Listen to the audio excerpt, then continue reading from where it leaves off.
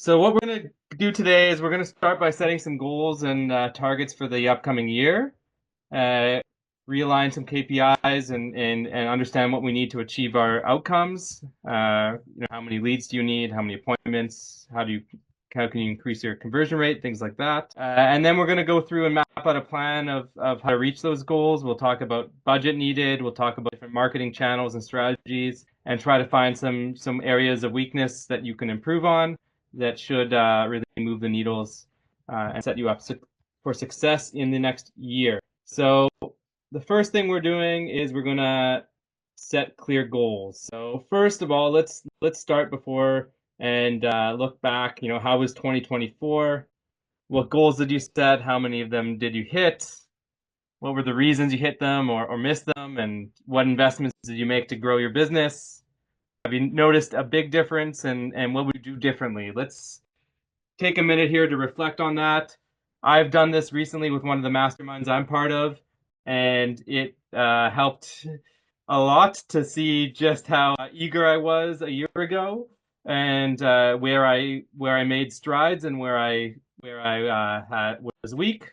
It's good to see this. It's good to look it into a light and not beat yourself up, because all of us know as business owners and as professionals that sometimes our eyes are bigger than reality, and life gets in the way, and things slow things down. So um, don't know if any of you guys have spent any time on reflecting on that over the last year, but if any of you guys have any insights that you'd like to share, things that you wins, successes, um, go ahead and do that.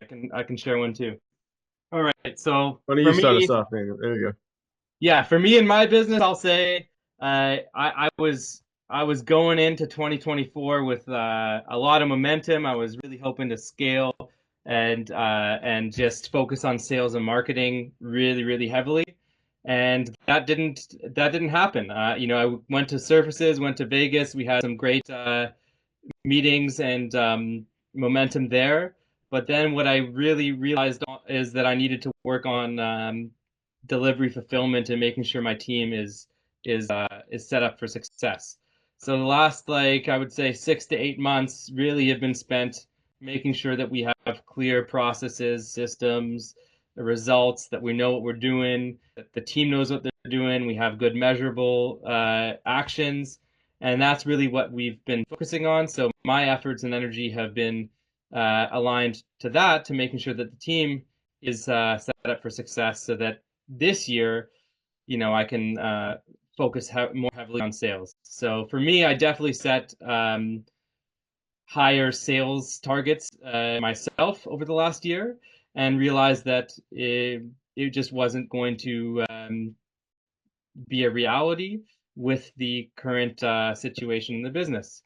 Mainly making sure that I had Keenan, who just joined us here, who joined my team in April, making sure he's set up for success. He's my customer success manager and account strategist. So just making sure he was set. Anyone else? Fetty, how about you? I've been working on building the platform as we talked last year on the surface. So this year we mainly focused on finishing the platform so the business can take advantage of it.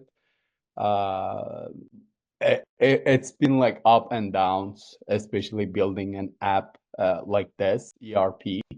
But so this year we finished building the platform.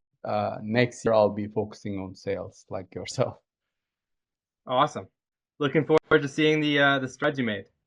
Yeah, for me, I kind of a little bit of. I started out like you, Daniel, where riding a lot of momentum, went to Surfaces, was back out for the Home Builders show a month later. Um, Everything was on track for what I thought was going to be a pretty big year. And then in June, like you said, life happened, and the rug got pulled out from my other business. My business partner and I just decided to go different directions. So I was on track to hit all my sales goals for 2024, and then I had to go and reset back to zero in July. So I managed to recover. I'm back on track of where I was in before the setback. And I think with the adjustments I've made from the separation from my last company, I'm actually in a much better position to do better than I was tracking to do in 2024 for next year. I love the idea of like each of you guys talking about you have to work on the back side of the business before you can grow the front side. It's very difficult. I've been trying to navigate how to do those two things at the same time, right? Because we got to have money coming in to even, have enough customers to make everything keep going. But at the same time, fulfillment is very important as well. You can have as many sales as you want if you can't fulfill, or you have problems with fulfillment, it's going to turn into an issue. So trying to do those two things at the same time is kind of what I've been working on, and it's quite a tightrope to try to balance. So I'm interested to see how that all kind of comes together for 2025. Rock on. Awesome. How about anyone else? Anyone else want to share some reflections for the last year? Well, can you guys hear me better? Yeah, we can, Jerry. Heard that. Yeah. So anyway, I thought I was going to be retired. So um, I ended up with the guy who's been finally out. Oh, now we can't hear you. You did cut out again. Yeah, the guy that was going to be buying me out and working as general manager really screwed me. So anyway, I'm now trying to run my business that is about 60% off its sales. Um, A lot of that is due to the market in Canada, the interest rates in Ontario, seeing all of that stuff just stopped. The Mm-hmm. food sits down. And I hear you about the back end because, and when we were bigger, I had a whole system. This person's doing this, and one person's doing that, and all those. Worry about it. Now we don't have those people. So now I'm trying to refigure it out. I'm working on that, but then at the same time, you got to keep sales going. At the same time, you got to look after all the problems that previous person, people were meant to be doing it. They weren't doing it. So, yeah, it's a challenge. Um, so, moving forward to getting ourselves to break even point and positive cash flow and start building on that. Do things I used to do. And hopefully more things that are come from the world of newspaper ads, radio ads, and that. So got to learn all this digital and everything. Well, we'll go over it all today. Okay.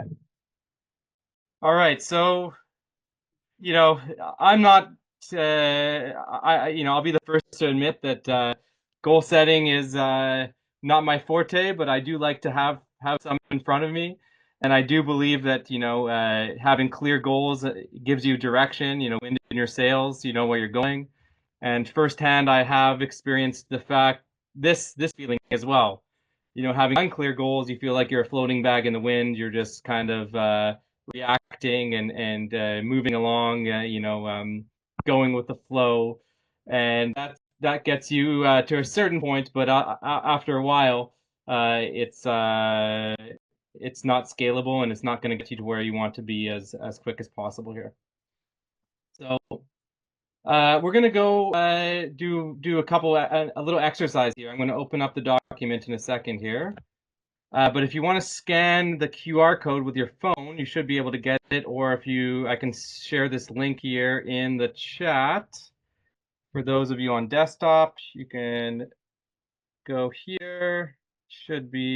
That should work too. I think it's 2025. It should both open there. You guys were able to open it? Yep. Great.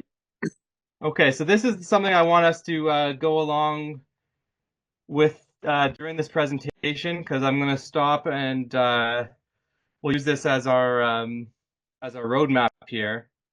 So one of the objectives we're going to start with is, setting clear goals and targets for the year, understand what kind of budget we need and what channels to invest in, and setting you up for success. Did this a few years ago, so I got to just adjust this for 2025 and beyond. So let's start with their current snapshot. You don't have to do this now. You don't have to share with anyone else, but it's important to understand where you are right now and then where you want to go in the next year. And most importantly, understanding the why. I've talked to a lot of people over the last couple of years, a lot of flooring business owners, and some people's whys are because they want to get out of their third generation. They want to get out of their parents' shadows and footsteps and start their own business and show them that they can be a success. And some is they just want to retire and they want to be able to get it to a point where it's a valuable asset for someone to buy. And some are people who just bought a flooring business and they want someone to help them navigate the waters and understand kind of where they are. So, what is your why? Why will what will reaching those goals facilitate in your business and your life? Will give you more time with your family, would allow you to hire more key employees. Really, really dive deep in there. For me, I have done this exercise recently, as I mentioned, and the why is really to be able to take more time off with my family. I have 2 young kids, and to hire some more A players on my team that obviously require more of an investment um, in them. So take a minute and fill this stuff out here. And when you're done, we're going to open up the worksheet here too. Put some creative thinking music on if you guys can hear that. All right, give me a 1 in the chat here if you don't mind, if you guys are added to goals. Oh, and by the way, in order to do it, you need to make your own copy. I don't think I mentioned that, but you're gonna have to make a copy. You go file, make a copy, and then that's yours. There. All right, have you guys worked on this at all? All right, we'll move on to the next thing here. So yeah, make sure you make a copy. You go file, make copy, and then you can have your own, and you can work on this after the call as well. Because I know we want to get into the tactics and the good stuff here, but it's important that we do plan and look ahead. So one thing that I've put together for you here as well is a lead generation target planner. It allows you to understand how many leads you're going to need, how many appointments you're going to need in order for you to hit your goals. So you can actually break it down in terms of appointments needed per month, per week, things like that. So what you do is, again, you're going to click on that link that's in your workbook, and you're going to, it should be right here. Click here. You're going to make your own copy. You're going to file, make a copy, and you're going to fill this stuff out. So for instance, let's say the annual revenue target goal is 3 million. That means a monthly revenue of 250K. If your average ticket value is 5,000, that means you need 50 sales per month. So if your average conversion rate, this is things that you would change here as well. Let's say your average conversion rate from caller to lead appointment, from caller or lead to appointment is about 25%. So it means 1 in 4 people who reach out to you end up booking an appointment. And then your average conversion rate from appointment to closed jobs. So every appointment that you do, every estimate that you give, you close about half of them. That means you're going to need about 400 leads per month to hit the target, and 100 appointments to get to that goal. So obviously these are just numbers that I put in here. Every business has different numbers. Their average ticket value might be higher. Their conversion rate might be higher, things like that. But it's important for you to understand this. I have done this exercise in my business as well, and I need to talk to about 20 or 25 businesses a month in order for me to hit my goal. All right, so you can go ahead and do this afterwards as well. This is a great activity to do. I feel that having that clarity will give you some motivation and understand exactly what you need. And then once you see those numbers, you can ask yourself, how can you increase your conversion rate? Is there things I can do better in my sales process to convert better? How do I increase my lead flow? How do I increase my average ticket item? Maybe there's additional upsells or cross sells I can do. And how do I increase my lifetime value of customers? Can I reach out to them? Can I, again, upsells, cross sells, things like that. So anyone want to provide any insights before we move on? I've just seen the budget and target really high. Sorry, Joe, I can't really hear you there. Do you mind repeating that? I don't know what's going on with the microphone. Can you now? Not really. Not that clearly. Sorry, move on to somebody else. Okay, we'll move on. Anyone else want to share what they've been thinking about here? All right, we'll keep on moving on then. Want to make sure you guys spend some time going through this. It's really important to understand those numbers there. In terms of your budget, there is a tab here as well that says marketing budget allocations. It will also say, what percent of your budget should be spent on what. Every industry is different, but the rule of thumb is that if you're looking to grow in growth mode, you should be spending anywhere between 5 to 15% of your desired revenue on marketing. That's not all on online. That includes offline. That includes traditional marketing as well. But that should give you an idea of what your marketing budget should be. Again, every business is different. I'm not telling you that that's what it should be. Some businesses are spending more, some are spending less. But once you find a budget that works for you, you can understand how you want to allocate it as well and where you want to allocate it into here. So this is all set up for you to fill out as well. All right, so let's start going here now. So your marketing strategy. I really like the concept of attracting, converting, delivering leads to scale, right? If you get those three areas right, attracting, converting, and delivery, then you can really focus on scaling. We've talked about that just briefly. You're focusing on sales, attracting, and converting. If you do too much focus on that with neglecting delivery, that's going to hurt your business, and then you're going to have to focus on that and then forget about attracting and converting. So when the three of those are operating in harmony, that's when a business is really, really operating. It doesn't matter if it's a marketing agency like myself or a flooring business like yours as well, or a software business like Fetty's. We really need to make sure that those three assets or aspects in your business are working in harmony. Now, most of you are, skilled craftsmen or have been in the business for a long time and have hired great installers and have the delivery stuff down pat. So we're going to be going over mostly the attract and convert stages today, and leave out the delivery one here. So that's what we're going to focus on. So a lot of people that I've talked to over the last few years, and not just in flooring, but in other niches as well, has said, I tried digital marketing, but it didn't work. Chances are you either didn't spend enough, you didn't give it long enough to work, you didn't hire someone who gets your business and your audience. But most people just try one thing, then give up, but no one thing will work anymore. One of the things that I've really noticed is that is the biggest change. When I first got into digital marketing, I was focused solely on SEO, and I realized SEO is changing now. You need to combine it with paid traffic. You need to combine it with social media. You need to combine it with reputation management and brand awareness. So that's why you multi-tiered approach, multi-channel, omni-channel approach. So this is something we've been putting together for the last little while, after having some successes and some failures with flooring businesses, understanding what are the things that we need to have in place in order for us to really have great results. And we said, well, we need to do a combination of all this, right?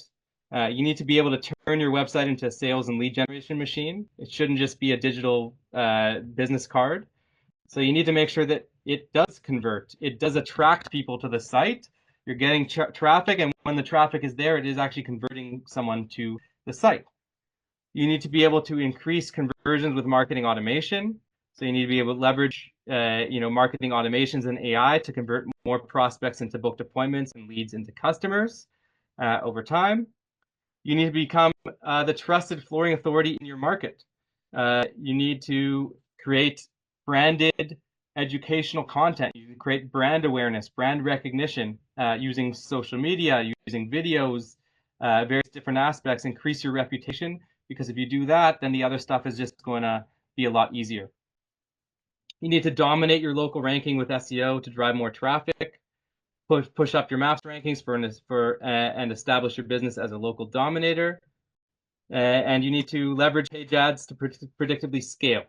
So that's one thing that I'm saying is that the paid ads are definitely are not usually a good starting point unless you have the other stuff in place.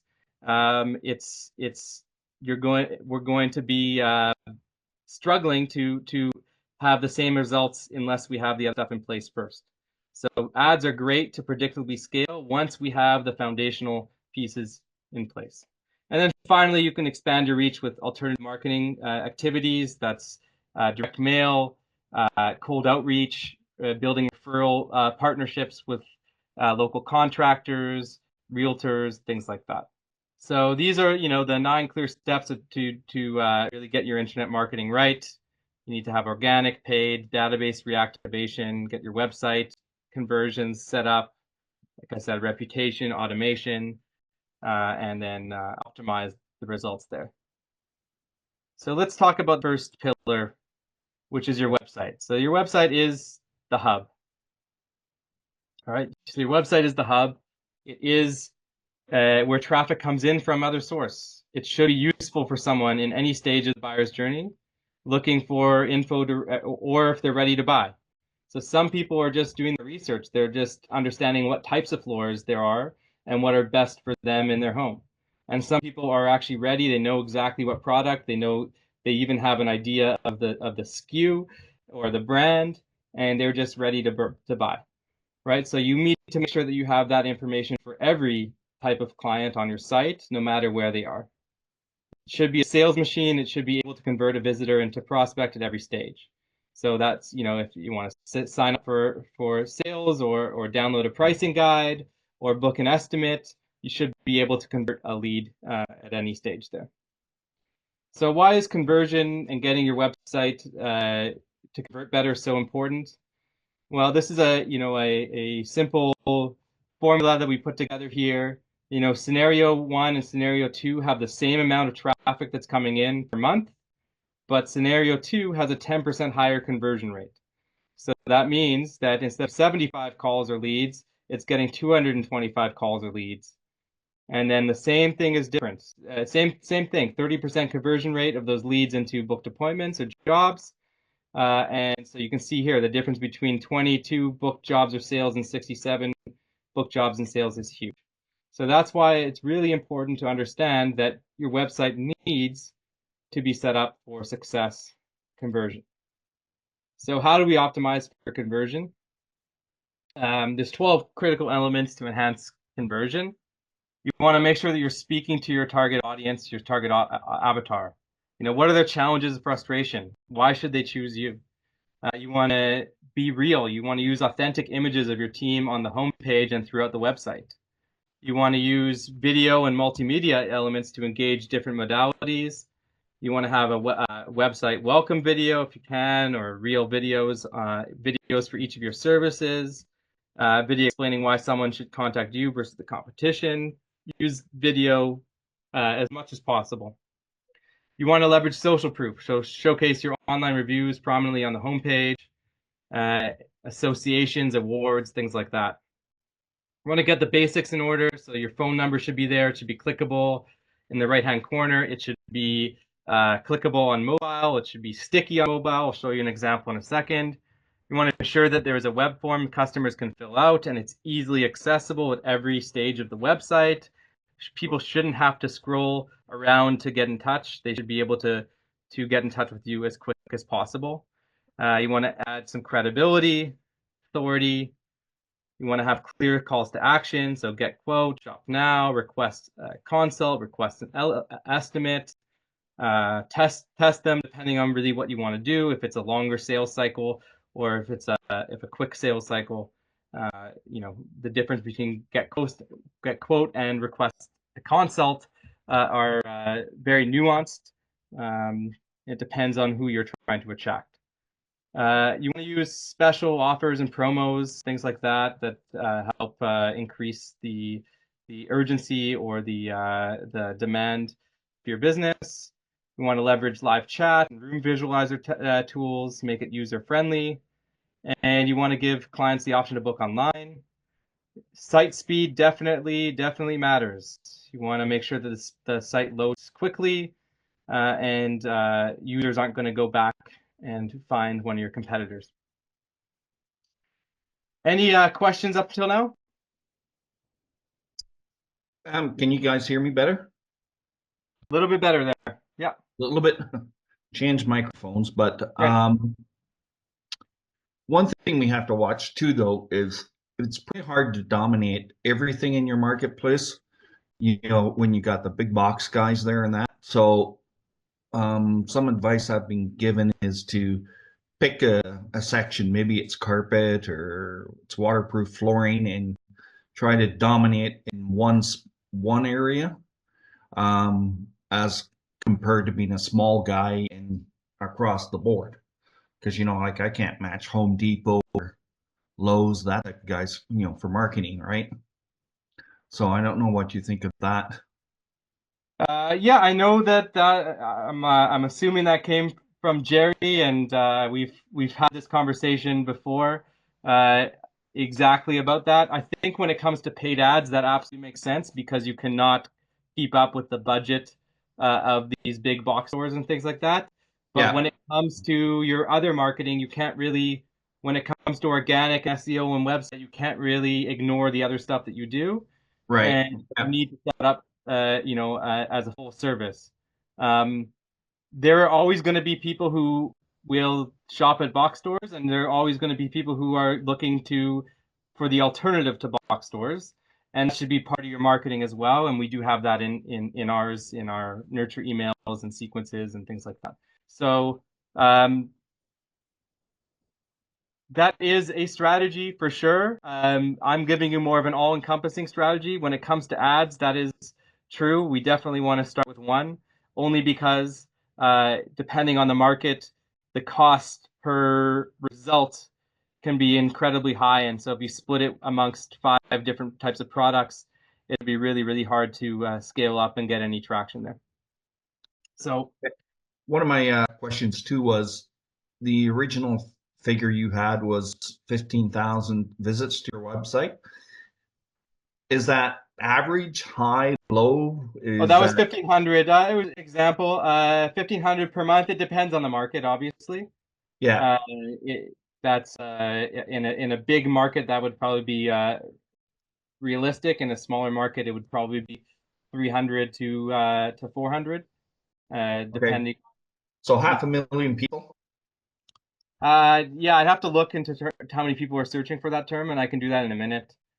Here, Yeah. I'm just saying, no, a market of 500,000 people. yeah, I'd have to look to see how many people are Yeah. searching exactly for flooring in Yeah. London, Ontario. Okay. So here's an example here of a site that we designed earlier this year. You can see that we have multiple calls to action. It's easy, call or text, request an estimate. Real people, we show them on right here, front and center. We have Roomvo, so we have the room visualizer. We have a live chat, and we're getting probably about a chat a day, typically, when we're for this client here. So people are using it. It's bright, it's clear, it showcases what you want. On mobile here, you can see here that these are sticky. We have call or text or request an estimate. So no matter where you are on the site on mobile, you can always call or text or request an estimate. Doing that is a huge benefit. Like I said, you don't want to have people scroll around looking for a way to contact you. If they're ready to contact you, you want to give it to them front and center. Online booking is a huge thing as well. So whenever someone does fill out a form on the site, it takes them to a thank you page where there's a booking calendar. Really important to do that. Not everyone's going to book because they'll be entered into automation, but some people are booking directly from here. And that helps because it means that you and your sales team don't actually have to follow up with that person to try to get them to book an appointment. So if you give the person the opportunity to book for themselves, some people are going to take on that opportunity. This is a site we did a few years ago. You can see here it's just very clean, clear calls to action. Again, easy to get in touch. This was a site we did about 5 years ago, and the difference between we added this here, request a quote, and the call us. Before it was view projects and view products. So those were the two calls to action. We had view projects and view products. And just by changing to request a quote and call us, we increased the leads drastically because there weren't people who actually were requesting quotes and they weren't calling because there really wasn't an option for them or they weren't finding that. So the amount of online requests they got really improved significantly. So if you go to your workbook, hopefully you guys made a copy of this here, and you scroll down, you're going to have a section where you have a checklist for each of the topics we're going to be covering today. So if you've made your own copy, you should be able to review how you're doing in terms of your website review here. Does it speak to your target audience? Is it easy to get in touch with you? Is it easy to understand? So you can go about and do this afterwards and review your own website and then give yourself a score. And I'd love to hear how you're doing. So, these are the basics there. I put them all in here. These are the things, these are the audits that we're doing when we're analyzing and creating a website strategy for our clients as well. So do you guys see why it's important to get your website right?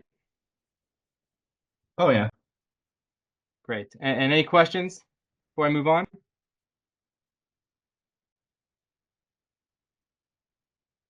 All right. All right. So those Canadians in the room here, and I see Kevin's in the audience. They'll know this quote. You miss 100% of the shots you don't take. Obviously, a Wayne Gretzky quote. You also miss a lot of. Also, if you don't follow up with leads consistently and timely, right? 50%, 50 to 60% of inbound leads will leave unconverted, and 90% of web forms fail to convert sometimes because there's their follow-up. They've already found someone else. They've left a form in 3 or 4 companies, and whoever responds the fastest usually is the one who's going to win. So, leads that are not followed up within 15 minutes can go cold, and the average customer must be followed up at least with 5 to 7 times before booking. They have multiple touches are needed here.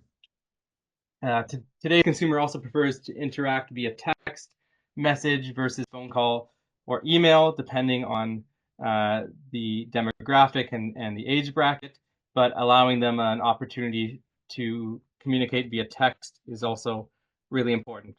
So this is why we want to leverage marketing automation in order to follow up with web forms within the first 2 minutes of submission via phone, email, and text message. We want to automate the follow-up so that every prospect is touched 5+ times and able to engage via two-way text messaging or booking online. So why is this important? We want to respond to new leads instantly. We want to nurture prospects who are not ready to buy. We want to earn their trust and respect. We want to educate and push more appointments with AI chat. We want to reach out to past customers with ease. We want to see exactly where each lead is in your pipeline and where they came from. And we want to understand the ROI from marketing efforts. So this is where the difference is really between a marketing and lead gen strategy without marketing automation and one with will really take it to the next level. And this is why it's an important pillar and foundational aspect to get right. So what it looks like, we've developed a bunch of different iterations, and this is and our newest one we're really happy about. We have a lead pipeline with about 10 or 15 different stages in it, depending on how big the flooring store is and what type of work they do.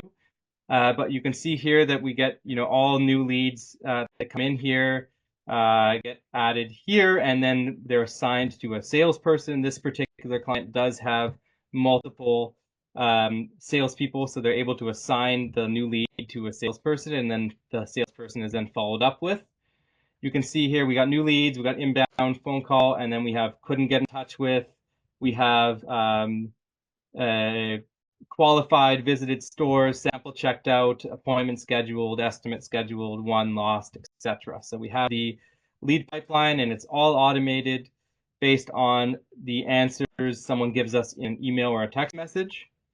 And then we also have a job install pipeline that's gone out here as well. So not only is it just a CRM with multiple stages, but what we do here with this, and what you should be doing with your business as well, is that at every stage we have both internal and external communication and touches depending on that stage.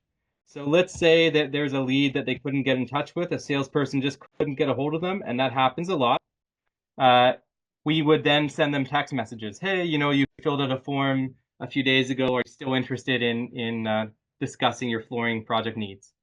Maybe 3 days later again, hey, just following up, etc. We do a few follow-ups, and then after about 5 attempts, we add them to either a no or a long-term nurture sequence, which we then send email newsletters and monthly follow-ups and things like that to as well. So we have the couldn't get in touch. And what happens, let's say, if someone is quoted or has samples checked out?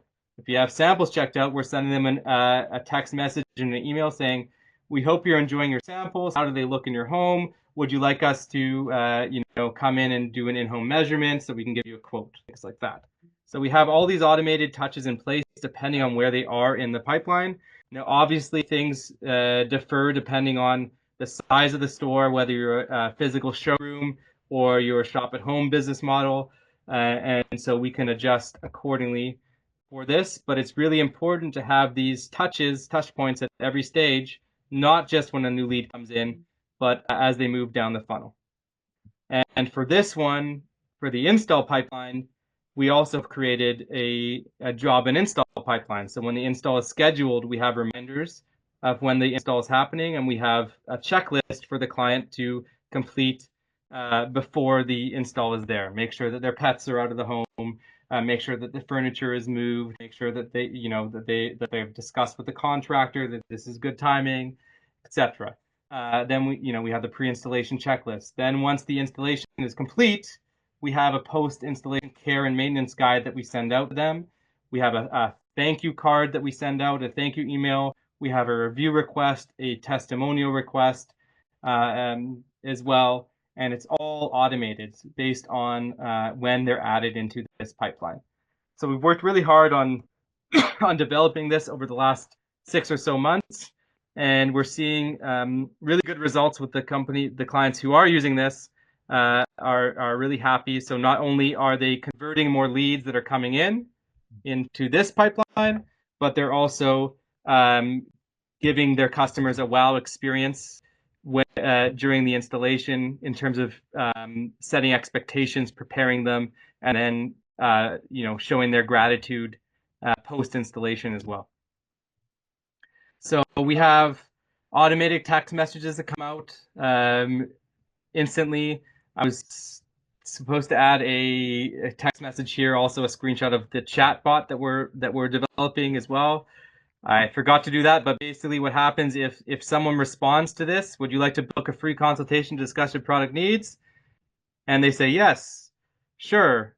The chatbot takes over automatically, looks at the calendar that's connected to the account and says, how about Wednesday at 2? And then the person will say, yeah, that works for me. And then the chatbot will say, great, we've sent, we've added to a calendar. one of our sales specialists will call you just to confirm. And so the chatbot is doing all the work for you in terms of the booking of the appointment. It's taken a lot of work to get to that point that it makes sense. But we've developed a really good strategy. It's able to answer questions as well in terms of, well, what's the difference between vinyl and laminate, and do you do installation or just sell materials, things like that. So we're able to educate it, and we're finding that is helping as well. Now, the second that you free up as well, because we do have clients who are using the chatbot that they want to take over the conversation. So the second that the client or our customer is able to take over the conversation, the chatbot stops. So as soon as the human takes over, the chatbot stops doing what it does, and so it can go switch back and forth. And here's Okay, sorry, go ahead. No, go ahead, Jerry. So I'm assuming in that 2 minutes response to the first initial contact on your website, that's the chat bot that's automatically doing that, right? That's our tool that automatically sends the first initial response. As soon as they respond to us, Yeah. the chatbot takes over. So okay, so you just have an automatic greeting go out. exactly, and that really does improve conversions and bookings, just because we know that, as you know, sometimes you're on the floor dealing with a customer, or sometimes you're out at an in-home measurement, so you can't respond to every single text message that comes in right away. So if we're able to use the AI chatbot, we're able to at least push them to the next stage. And if they have questions where we're not able to answer, we've trained the chatbot to say, I'll have to get back to you. I'll call you in a bit. So Now, are you able to customize the chat bot for each store? So say if there's a certain amount of things I want you to be able to give them a rough estimate or type of thing, that we can do those things, like what type of, saying I want a price on carpet. Do you want to yeah, give? what we do is typically give ranges Yeah. for all of our clients, and that we train the chatbot on the range, so Okay. that it's similar for most clients. But if a client differs drastically, then we program a unique chatbot per customer if we need to. Okay. So, and this is an example of some of these nurture emails that are going out, and it's been about 6 or 7 months since we've really tested this, and Keenan will confirm that we do actually get a few leads that come through these. And why do these get sent out, and when do they get sent out? These get sent out to people who just haven't responded yet. They haven't moved forward in the pipeline. So let's say they filled out a form, or they became a lead from an ad, and they just weren't ready to get back to you, or maybe they weren't ready at the time. So we send them educational materials like what types of floors are better for you, or how we price floors, what to consider in terms of a budget for your flooring project. And we drip those out over the first 2 to 3 weeks as emails. And sometimes we're getting responses to these emails saying, hey, you know what, I'm actually ready now to move forward. So the nurture emails are really good because, like I said, sometimes leads are not ready at the time where they actually became a lead. God knows why they filled out a form at that time, but something triggered them to do that. And then it just needed a couple weeks, or needed some reassurance that you're the right fit for them in terms of educating them and showing them that you really know your stuff. So having these nurture emails drip out in the first few weeks have definitely added a handful of leads to our clients that are using them. I wouldn't say it's been a 10x or anything like that, but still leads that otherwise would have probably fallen through the cracks, or who would have been marked as no or dead, are actually getting revived here. Going back to your lead pipeline, sorry, where the installation part, can you use that with builders and so forth too? Letting them know, just confirming your installation date, because builders are the worst for that type of thing. This can all be customized, Yeah. based on your business and how it does. 100%. It just requires people to engage and interact with it. Yeah. So this particular store that we're using, it doesn't work if we don't have the salespeople on the floor answering the emails that we're sending them with the follow-ups.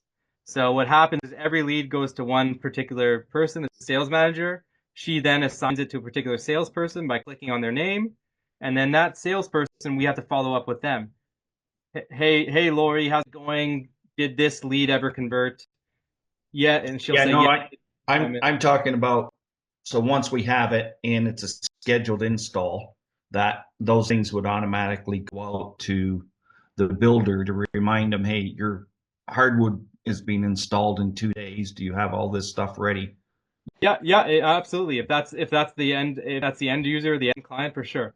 Yeah. Uh, Okay. yeah. All right, so the same thing we did with the website. We want to just make sure that you're scoring yourself, understanding where your strengths and weaknesses are there, and then making a list of activities that you should be working on in the new year to improve that. Because as I said, without this key component, your conversion rate is going to be lower, and it's going to be harder for you to reach your goals in the next year. Daniel, question for you on that. Yeah. When you're creating the automation and whatnot, are you manually entering leads when they initially come in, or are you driving them directly, through some kind of Zap or something? It's all through the website, like phone calls and web forms, landing So pages. the website form is connected to the To this. lead management system, and it's just synced up. So the Exactly. leads automatically import. Yeah, What and if then you if get they a have a lead? walk-in, What if your sister says, "Hey, my friend Susie wants to get an estimate"? Is that we where the ad uh, we opportunity thing is just relevant? um, we just add them automatically, manually to the pipeline. So Okay. if there's And someone then who came, would they be handled the same way, like, yeah, or as soon as they enter a specific stage, they uh-huh, automatically get entered into that stage. So let's say someone came into the store uh-huh. and they checked out samples like here. So these people, they came into the store directly and they checked out samples, so they were added manually, or this person was because this Yeah, one came from never this. never want to forget those guys because they don't bring them back sometimes. Yeah, exactly. So you can see here, like if it's added manually, it just doesn't say that the opportunity source. So it was added manually this one, and they're automatically entered into that sequence where they're reminded about booking an appointment and returning the I, samples. And and so far, since you've been using this, how good are your clients at entering that information, when people come in the store, et cetera? really good. The ones who are using it are really good, and the ones who aren't using it are less good. But we do have a good way now of keeping track of that. Keenan, who's here on the call, he'll reach out to clients on a weekly basis and get them to send a list of people who came into the store, and he'll review to reconcile to see if any of those leads weren't Okay, in the system already. that's cool. Now, Just curious. Kim, And that's easy to do. So is everything connected to the website? What if you had leads coming in directly from another source, but automated, Uh, like a lead form from Facebook or something? Lead forms from Facebook come in here. It's all integrated. Google LSA ads come in here. Mm-hmm. Um, Okay. Instagram chat, Facebook Messenger, all of them are connected, so they all come in here. Oh, Messenger comes in there too. Yeah, and what we tell, like I would say, most of our clients have another like CRM or ERP. A lot of them are using FloorZap. Yeah. So what we do is we say, this is your lead management pipeline. And then Mm-hmm. once it's an actual qualified lead and someone books, then we can zap it into FloorZap, which we have Okay. API connection with now. Oh, cool. So we're able to add it only once there. We don't want to put all these Yeah. unqualified leads Yeah. or You don't need these, all that crap in there. we don't That's need cool. all That that makes a crap. lot of sense. Okay, cool. so Thanks. now we also customize the pipeline for property management companies and that type of thing. So if you are getting leads from them, or once you are connected with them, they're constantly using that. as a way of keeping in contact with your salesperson? Yeah, I mean, it can be customized as much as we want. The effectiveness will depend on, like I said, the engagement and interaction with both parties. Yeah. So if you can send out reminders and you can send out text messages and all that stuff to your contractors and your property management companies, but if it requires them to answer something in order for them to move a prospect or a job to the next stage, that requires them to actually interact with it. Yeah, but it still gives you, when the boss calls and says, how come your guys didn't show up? You go, here's the 5 texts that were sent to your guy and he didn't respond, right? Yeah. Yep, So it's yep, good for that. 100%. I'm glad that you're seeing the value in that. No. So the next stage that we like to work on is the brand authority. And this is something that we've really been focusing on over the last few months in developing, because we realized that without it, ads are going to perform a lot worse, and it's just not going to. You're just going to have a harder time to get the same results that you can with a strong brand. So people trust brands, as we know. People do business with those they trust, as we know. And trust can be earned, trust can be showcased, and trust can even be perceived. Sometimes trust isn't actually earned, it's perceived, right? An example of this I always use is Yellow Pages. I can't tell you how many businesses I've talked to that have used Yellow Pages for their website and their online marketing, and they just, oh, it's Yellow Pages, they must be good because it's a household name. Just, absolutely not at all, but it's perceived to have trust. So what we want to do is we obviously want to use all three. We want it to be real trust, showcase the trust, and have it perceived as well. So, why is this important? More brand awareness, recognition, and trust will lead to more conversions. Your ads will perform better, and your SEO will improve with more branded searches. So the more brand awareness and recognition you have, the more people are going to be searching for you in Google. And guess what? It's part of Google's algorithm to reward brands and to reward those who are getting branded searches. So if you're competing with another store that is more well known, and they get a lot of branded searches, chances are they're going to have better rankings, both in the maps and organic results, which I'll get to in a second. So how do we gain trust online? We can show your potential customers. You get them by sharing valuable content on your website through social channels. So this is really important. So basically, we have a library of about 15 to 20, we call them awareness content or top of funnel content posts. Things like how much should flooring cost and what type of flooring is best for my home and what's the difference between laminate and vinyl, and things like that people are actually searching for and asking themselves when they're in that initial awareness and research stage. So what we want to do is we want to make sure that each of our clients have that content on their website, in their social media. They have videos for it. We run ads for it, things like that. So we leverage that valuable content, and we share it across as many channels as possible. It then increases engagement. It then increases trust and authority as well. We generate 5-star reviews on all of the main platforms, not just Google. We want to get reviews on other sites like Yelp or Trusted Pros or Hours or things like that, because those help with the authority and trust. We want to showcase your expertise by highlighting certifications, awards, and associations you belong to. We want to showcase your experience by sharing transformational images and videos. And you want to get mentioned by other trusted figures. So that's another way to build trust. So if you can get a bump from another local business or a contractor or a retail a commercial partner, things like that, that will help with the trust as well. Not just the perceived trust for your users, but also for Google and online.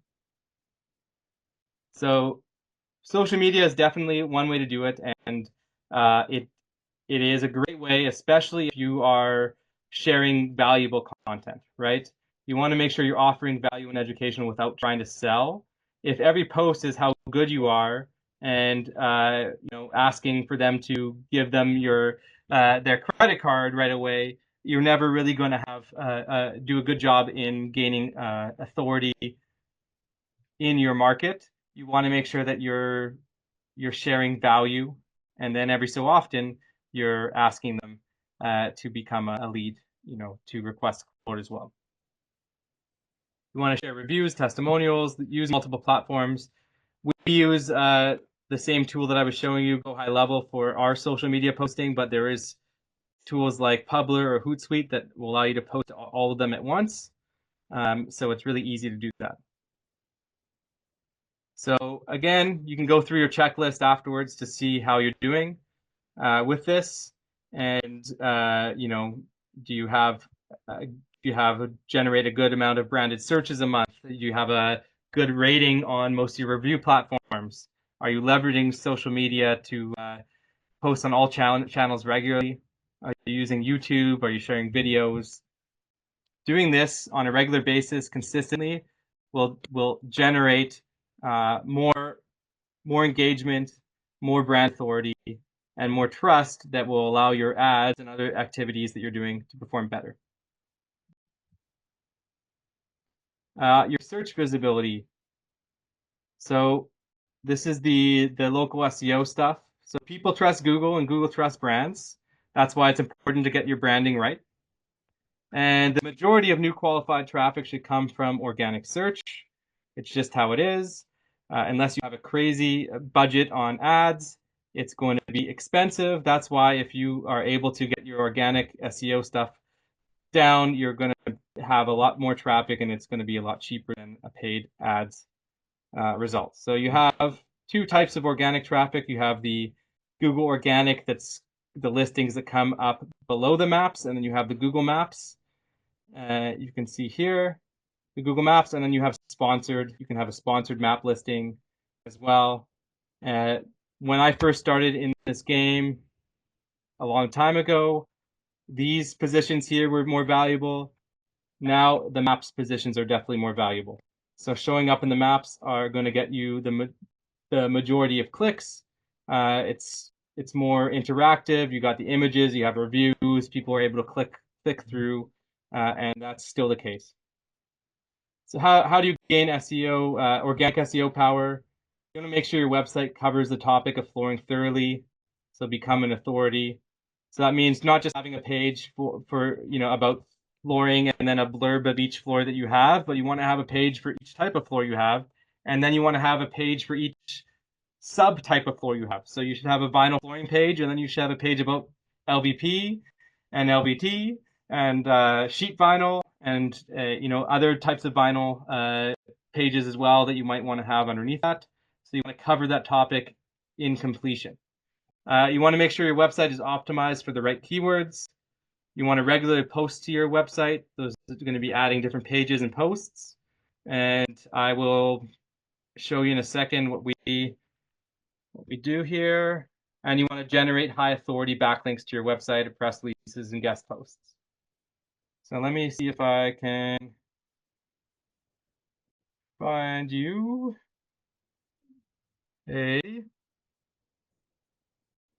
for instance, this is a client here that we have, and you can see the content plan that we've put together.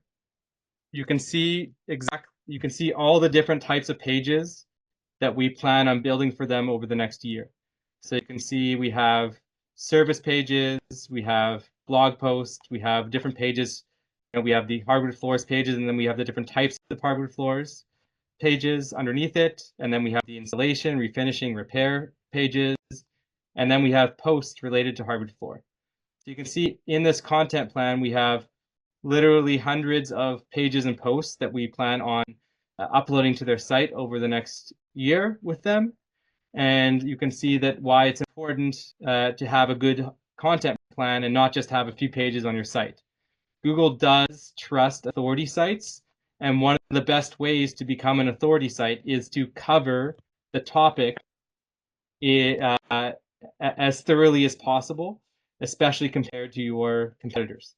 So not many local businesses in flooring will have this much content, except if they're, let's say, using one of the templated sites from the main providers in this industry. They come with thousands of pages of product catalog pages, so they have a big site, but most of those pages don't really provide much relevance or authority or trust. So being able to create this content over time is a great way to improve your organic SEO. Because they're cheating. That's why. Yeah, yes, yeah. I didn't want to say it, but yes, it's not the best. It's not the best way to do it. I'll say Now, do you guys use blogs at all Yeah, on your blogs. Yeah, website? you can see that these anything here. These are all blogs here. Okay. If Yeah. it said posts, these are all blog posts. These are all parent pages, child pages, things like that. This is, the terms that we use, but it's Yeah. all mapped out and so we create about 10 pieces of content per month for our clients right now. Daniel.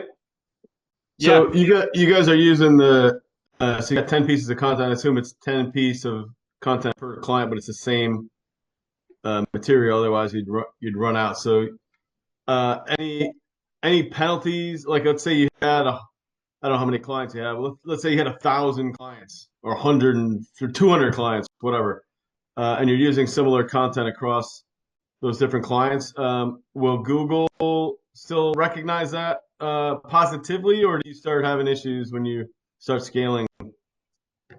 We're not at that point yet. We are using unique content for most of those pages. The Huh? posts are not, but we're still kind of making them unique by adding more branded content to each page about Okay, so that you'll brand. change a little bit around to make it sort of unique to that particular location, and hopefully that Yeah, gets around that. exactly. Okay, Exactly. We're doing okay, that, but I'm of the opinion that duplicate content really doesn't matter. It's who does it it. won't have a negative impact. Okay, I was just curious from an There, SEO there is standpoint. I know there how there I are feel there are, about there it are from two a. streams. People who say yes and people who say no. Okay, I've been shown both sides. But what we try to do is try to make it as valuable and as um, unique as possible yeah, for that particular search. yeah. From a branding standpoint, I wouldn't care. From a SEO standpoint, I was just curious. Thank you. Yeah, no worries. High authority backlinks to your website. So press releases, guest posts. We have a couple of providers that we use regularly. That definitely helps. If you're not doing backlinks to your site, you're going to struggle for sure. Um, I always use the analogy if you have two identical sites, so something like David just said, you have two identical sites, the exact same content on both sites. How does Google determine which site is going to rank higher? If it's the identical content, it's the one that has the most backlinks and authority. So that's really an important part of the process. There's ways to do it by just paying for links. There's ways to do it by asking local partners to link to you and things like that. But that's really important there. And the local SEO powers. So how do you rank in maps? You want to make sure you have local pages and silos on your website. So just like we have the topical silos of the hardwood I showed you, you're also going to have pages for each area that you want to go after and neighborhoods within that area and suburbs and things like that. You want to make sure you're updating your GBP profile regularly. That's your Google Business Profile. You want to build out your brand online, so local listings, citations, press releases, get local links, industry sites, and try to generate traffic and engagement to your brand listings, especially your Google Business Profile. So one way we do this is we add it to a thank you page. So if someone fills out a form, we put a link or a button that says, "Hey, why don't you read our reviews in the meantime?" And so if they click it, they're going to our GBP post or our GBP page profile. They're doing that. We also run ads to our clients' GBP profiles as well because it's going to them. If their person's interested, they can call directly from there, and that gets some traffic to them too. So that's a nice tip on what to do there. So again, you can go through and give yourself a score here for both of these, see how you're doing. Just a note that if you're searching on your own device from your business location that chances are it's going to come up pretty high. So you might want to use an incognito window, or you might want to use a VPN or something like that. Or there's a tool that I use, which is called Local Dominator. There are some of these tools here that allow you to do a search for to see how your business is doing ranking in maps here, and there should be a free trial as well. So you might want to go there, and if you actually want me to run some scans for you guys, just let me know in the chat, and I can do it at the end of the call and send it to you. But you can see exactly. I'll show you some examples here. You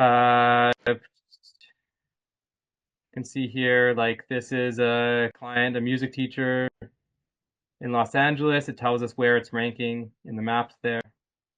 And so it'll show us the areas that we need to improve on. So again, I'll let you go through and see how you're doing as soon as this call is over, which I will get to the end, I promise. And then you can do your review. So paid ads, finally, are a great way to get in front of people you want to get in front of quickly and targeted. You can target specific neighborhoods. You can target specific audiences, specific types of people. But ads work best when all of the above is in place first. Like I said, without a recognizable brand, your ads are not going to perform as well. Without a website that's going to convert, your ads are not going to perform as well. Without a marketing automation system in place, your ads are not going to perform as well. Without good SEO power and brand authority, your ads aren't going to perform as well. So, how do you make the most from paid ads, especially if you have a smaller budget? You want to start with the brand awareness ads, about who you are, be authentic, share educational content. We've tested that versus just a traditional 50% off flooring promo ad. And if you don't have that brand recognition, those ads are not going to perform quite as well as an ad that's just about you, who you are as a business, why you do what you do, that's real. You're going to get more engagement and stuff like that. And then you can always add those other types of ads down the road. You want to set up Google local service ads or Google guaranteed. Obviously, it depends on each market, but we've tested on a couple markets now, and these are performing better than the traditional Google search ads at the time. And then Google display ads are a good way to get in front of people visually, relatively cheaply as well. And you definitely want to make sure you're setting up a retargeting campaign. So any visitor to your website or your assets, your online assets, should see an ad of yours afterwards. And those ads can either be, again, brand awareness. Here's who we are. We've been in business for 40 years. We've been serving the community for this. We're proud to do it. If you need help with your floors or remodeling project, we're here to help. Or it could just be a sale that you have going on right now, or a promo and offer. But you definitely want to make sure that you're getting in front of people again after they've interacted with your brand. The gain trust online, we already did that one.